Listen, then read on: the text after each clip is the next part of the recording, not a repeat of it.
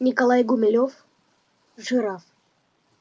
Сегодня я вижу особенно грустен твой взгляд, и руки, особенно тонкие, колени обняв. Послушай, далеко-далеко на озере чат изысканный бродит жираф.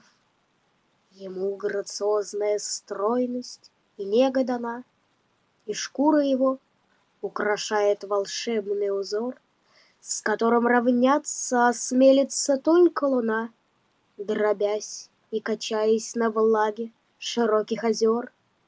Вдали он подобен цветным парусам корабля, и бег его плавен, как радостный птичий полет.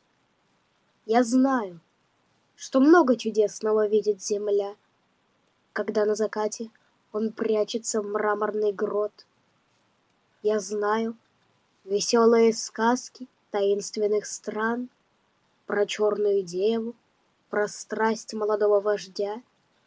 Но ты слишком долго вдыхала тяжелый туман. Ты верить не хочешь во что-нибудь, кроме дождя. И как я тебе расскажу про тропический сад, про стройные пальмы, про запах немыслимых трав? Ты плачешь?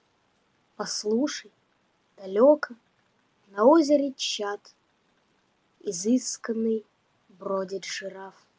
Николай Гумилев у камина.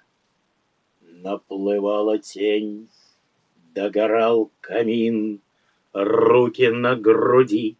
Он стоял один, неподвижный взор, устремляя вдаль, горько говоря про свою печаль.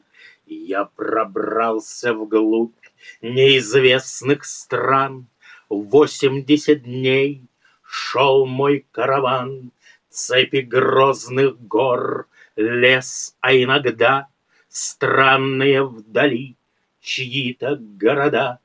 И не раз из них в тишине ночной в лагерь долетал непонятный вой.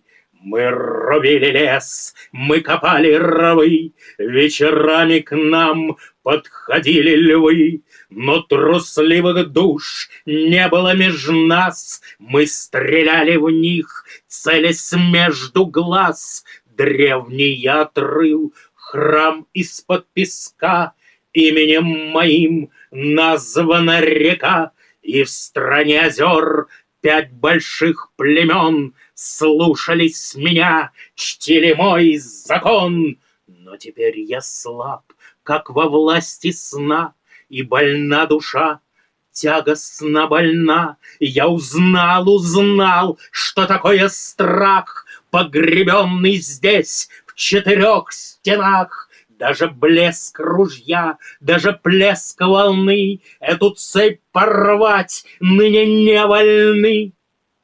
И тая в глазах злое торжество, женщина в углу слушала его.